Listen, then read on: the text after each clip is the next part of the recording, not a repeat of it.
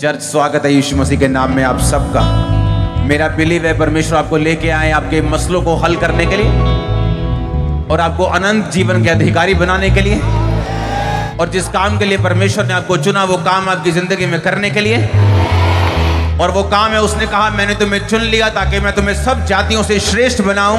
मैं नहीं जानता किस बैकग्राउंड से हैं आप, किस मोहल्ले से हैं, किस लोएस्ट से नीचे से आप आए। परमेश्वर का मकसद है आपको टॉप पर लेके जाना, और ये पूरा होगा यीशु मसीह के नाम में। मैं ये अपनी मर्जी से नहीं बोल रहा हूं, उसका वचन कहता है कि यीशु मसीह ने कहा मेरे नाम के आगे बीमारियां घुटना टेकती हैं, दुष्ट आत्माएं घुटने टेकती हैं, तूफान खत्म हो जाते हैं, एड्स खत्म हो जाते हैं, कैंसर खत्म हो जाते हैं। पर उसने कहा मेरे नाम से भी एक बड़ी चीज है। वो क्या है?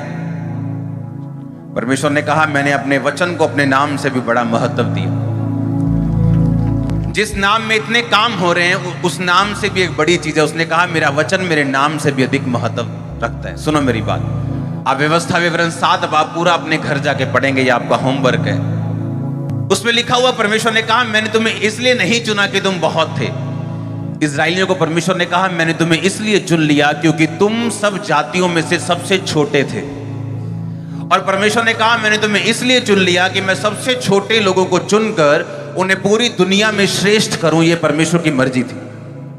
परमेश्वर ने कहा मैं अपना आप ये दिखाना चाहता हूं कि मैं यहोवा हूं, मैं अपनी महिमा को प्रकट करना चाहता हूं इस धरती पर। उसकी महिमा को प्रकट करने के लिए परमेश्वर अपनी महिमा को, अपने काम को प्रकट करने के लिए वो आप लोगों को चाहता है। परमेश्वर ने कहा कैसे मालूम होगा पूरी दुनिया के लोगों को कि मैं महान हूं और मैं सर्वशक्तिमान हूं, जब तक मैं कुछ लोगों को चुनूंगा नहीं, उनकी जिंदगियों में बड़े काम नहीं करूंगा, उनके द्वारा मिरेकल्स नहीं करूंगा, तब लोगों को मालूम होगा कि मैं यहोवा। और बाइबल कहती परमेश्वर ने इस्राएलियों को चुना, और इसलिए चुना परमेश्वर ने कहा कि मैं सब जातियों से तुम्हें श्रेष्ठ कर सकूं। गलातिया 3 उसकी 29 आयत में लिखा यदि तुम मसीह के हो तो अब्राहम के वंश और प्रतिज्ञा के अनुसार वारिस भी हो। 4 बाब को पढ़ेंगे 28 आयत को, हे भाइयों हम इसहाक के समान प्रतिज्ञा की संतान हैं। फिर से 3 बाब को पढ़ेंगे,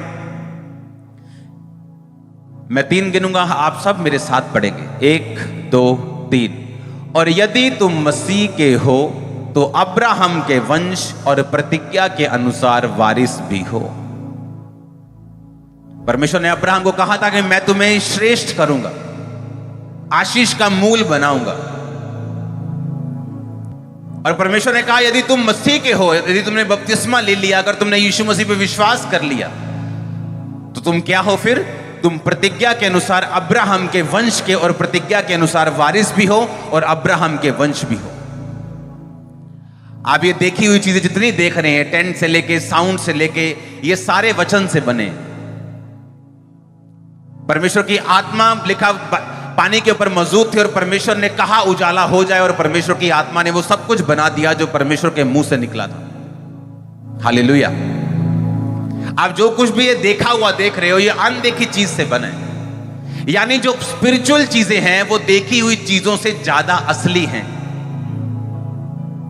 आप स्पिरिचुअली एक ज्यू हो, एक यहूदी हो, आपको मालूम? क्योंकि बाइबल कहती है अगर आप क्रिश्चियन हो, अगर आप मसीह के हो, तो आप किसके वंश हो? आप अब्राहम के वंश हो। जितनी देखी हुई चीजें आप देख रहे हो ये अनदेखी वस्तु से बनी है, हाँ या ना? ये मालूम है कि नहीं? इसका मतलब हम स्पिरिचुअली ज्यादा असली हैं जितना हम शरीर के असली हैं। और स्पिरिचुअली बाइबल ऐसा कहती है अगर तुम क्रिश्चियन हो, अगर तुम मसीह के हो, तो स्पिरिचुअली अंदर से, सोल से, स्पिरिट से तुम अब्राहम के वंश हो। परमेश्वर ने अब्राहम को कहा था जो तुम्हें गाली देंगे मैं उन्हें श्रापित कर दूंगा,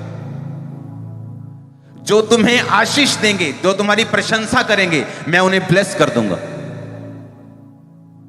परमेश्वर ने कहा था जितने बड़े बड़े राजा तुम अपने सामने देखते हो, मिस्र के राजा, कोई भी तुम्हारी हानि नहीं कर पाएगा क्योंकि तुम प्रतिज्ञा की संतान हो।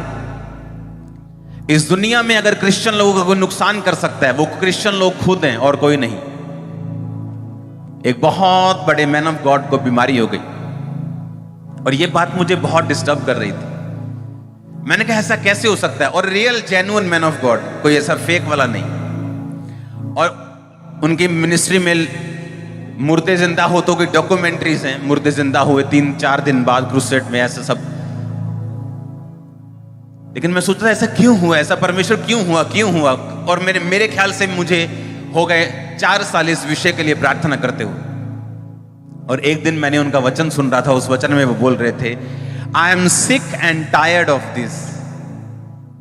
कोई क्रिश्चियन लोगों की बात होगी शायद, कोई क्रिश्चियन लोगों का कोई ऐसा काम होगा जिनको वो पसंद नहीं कर रहे थे, लेकिन उनके मुंह से क्या निकला, I am sick and tired. कहते मैं, जैसे इंग्लिश में बोलते हैं ना, oh wow what a car, man sick, मतलब ऐसा बोलते हैं इंग्लिश में। कोई बाप को गाली दे दे अमेरिका में बोलते wow you are very cool. तो सिक एंड टायर्ड जो था वो उनके एक जैसे मुहावरा हम बोलते हैं, और उनके मुंह से निकला था आई am sick and tired of your things. और अंत के दिनों में वो सिक भी हुए और टायर्ड भी रहे, क्योंकि वो बीमारी थकाने वाली बीमारी थी। आपको ये बात समझनी है कि आप अब्राहम की संतान हो और प्रतिज्ञा के वारिस हो, और परमेश्वर का आत्मा आप लोगों में बसता है। आप मजाक में भी कोई चीज बोलेंगे वो पूरी हो जाएगी आपकी लाइफ, क्योंकि स्वर्गदूतों को मजाक नहीं आता, स्वर्गदूतों को मजाक का मतलब नहीं पता। इसलिए स्वर्गदूत ने जब कहा था कि तेरी पत्नी गर्भवती होगी, तेरी पत्नी के बेटा होगा और उसका नाम यूहन्ना रखना, उसने कहा ऐसा हो ही नहीं सकता, वो तो बूढ़ी हो चुकी, उसके पीरियड्स बंद है, मैं भी बहुत बूढ़ा हो चुका हूं। स्वर्गदूत ने कहा इसलिए कि तूने मेरी बात की प्रतीति नहीं की, मैं तुझे गूंगा करता हूं। पता है क्यों गूंगा किया? क्योंकि स्वर्गदूत को मालूम था कि अगर ये यही बात बोलता रहा तो वो प्रेगनेंसी नहीं होगी, क्योंकि उसके शब्द ही उसकी प्रेगनेंसी को खत्म करते रहेंगे। तो उसको गूंगा कर दिया गया कि जब तक तेरी वाइफ के बेटा हो नहीं लेगा तब तक तू गूंगा रहेगा, ताकि तू अपने मुंह से अपने बेटे को खत्म ना कर दे। आप कभी महामारियों के शिकार नहीं होंगे, आप कभी शॉर्ट लाइफ नहीं जिएंगे, आप कभी दुखी नहीं होंगे, टूटेंगे नहीं, आप कभी डाइवोर्स के नीचे नहीं जाएंगे, एक्सीडेंट के नीचे नहीं जाएंगे। आमीन चाहिए आशीष आपकी है चर्च। इसीलिए आप चर्च में आए हो आज, कि आप वर्ड्स रिसीव कर सको और ब्लेस हो सको। जितने वर्ड्स आपकी लाइफ पर बोले गए नेगेटिव, सारे कैंसिल करता हूं यीशु मसीह के नाम में। जितने वर्ड्स आपकी लाइफ के ऊपर बाबाओं की तरह बोले गए, सारे कैंसिल करता हूं यीशु मसीह के नाम में। जितने कर्ज आपके वंशों से आपके माता पिता ने, दादाओं ने बोले, कैंसिल करता हूं यीशु मसीह के नाम में। आमीन। ऊंचा चाहिए मेरे को, आशीष आपकी होगी चर्च। दुनिया में सबसे बड़ा प्रॉफिट कौन है? यूहन्ना बपतिस्मादाता। ना तो उसने कोई प्रोफेसी की, ना तो उसने कोई काम किया, सिर्फ प्रीचिंग की, लेकिन परमेश्वर ने कहा वो सबसे बड़ा, क्योंकि अपनी कॉलिंग पूरी कर रहा था।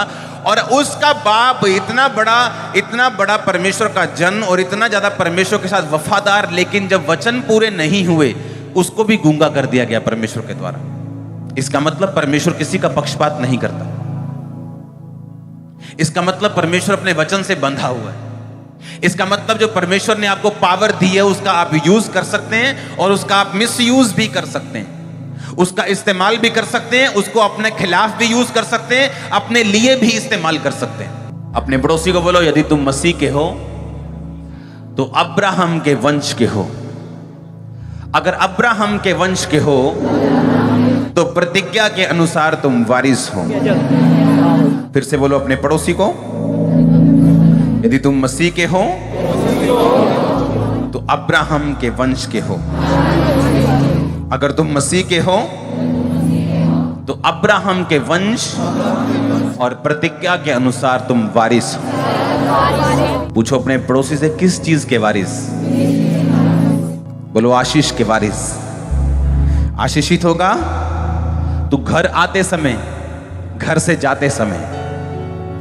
तेरा बैंक बैलेंस, तेरी कोठड़ी, तेरा घर, तेरे बच्चे, तेरे पशु, तेरा खेत, सब आशीषित हो गए। फिर से बोलो अपने पड़ोसी को, यदि तुम क्रिश्चियन हो, मसीह के हो, बैप्टाइज्ड हो तो अब्राहम के वंश के हो, और प्रतिज्ञा के अनुसार तुम वारिस हो। आमीन। आप हर एक अच्छी चीज को अट्रैक्ट करेंगे अपने लिए। हर बेस्ट चीज आपकी ओर चली आएगी। आप देखो, आपको अपने आपको प्रोमिसेस के ऊपर होल्ड करना होगा, क्योंकि आपको यह बात समझ होनी चाहिए कि मैं अब्राहम का वंश हूं। भूल जाओ आप कहां पैदा हुए, भूल जाओ आपका बैकग्राउंड क्या है। आप आज से याद रखो, मैं अब्राहम का वंश हूं। आप जहां जाएंगे सक्सेस आपका पीछा करेगी। आप जहां मर्जी चले जाओ, दुनिया के सबसे गरीब देश में चले जाओ, सक्सेस आपका पीछा करेगी। हमें ऐसा लगता है कि अफ्रीका बहुत गरीब मुल्क है, क्योंकि आप में से 99% लोग कभी अफ्रीका नहीं गए। जितनी बिजनेस अपॉर्चुनिटीज अफ्रीका में है, दुनिया के किसी कोने में नहीं।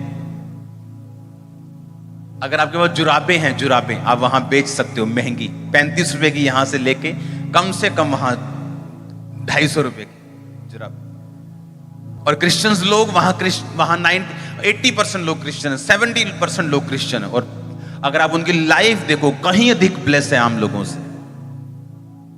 तुम अब्राहम के वंश और प्रतिज्ञा के वारिस हो। तुम जहां जाओगे तुम सक्सेसफुल होगे। जिस जगह हाथ लगाओगे वो सक्सेसफुल होगे। तुम्हारे घर में शांति होगी, तुम्हारी मैरिज में शांति होगी, परमेश्वर का ग्रेस तुम्हें कवर करके रखेगा। फाइनेंशियली तुम कभी टूटोगे नहीं, कभी पुअर नहीं होगे।